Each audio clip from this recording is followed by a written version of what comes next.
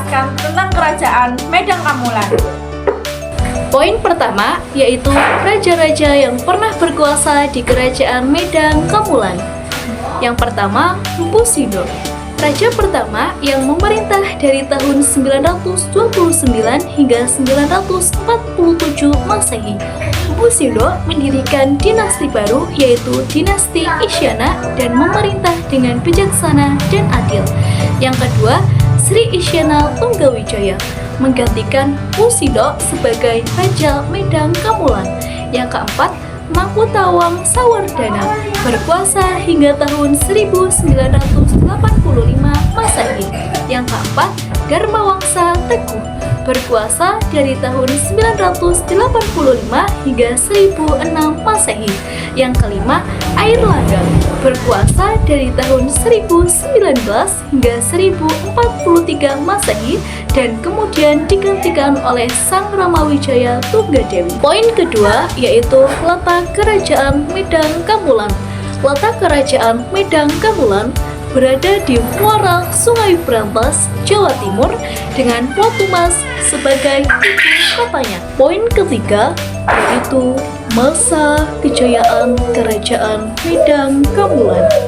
Kerajaan Medang Kamulan mencapai puncak kejayaan pada masa pemerintahan Raja Dharmawangsa, raja keempat dari Medang Kamulan.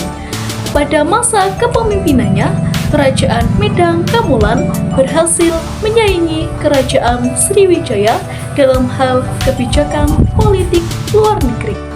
Poin keempat, kondisi sosial Kerajaan Medang Kamulan. 1.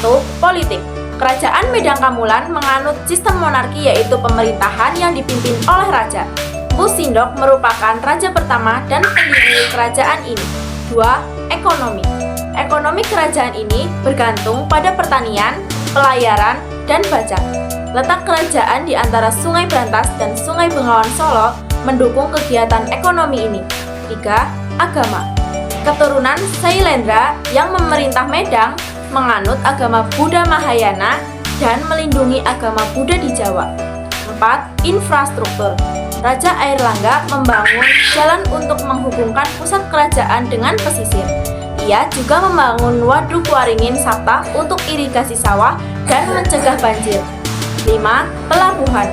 Pelabuhan Hujung Galuh di muara Sungai Brantas menjadi pusat perdagangan internasional kerajaan ini juga. Poin kelima, hasil bumi dari Kerajaan Medang Kamulan. 1.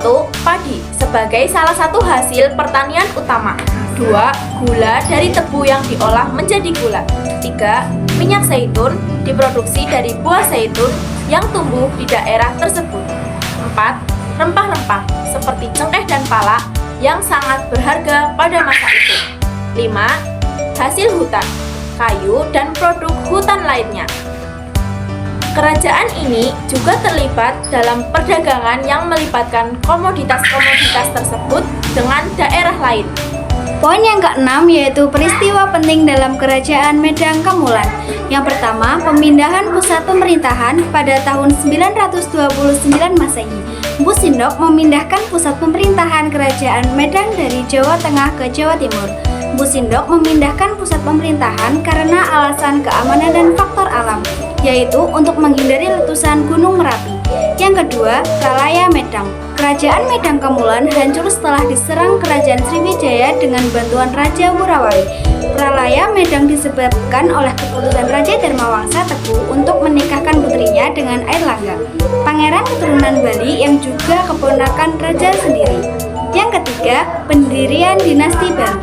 Mpu Sindok dianggap sebagai pendiri dinasti baru bernama Wangsa Isyana.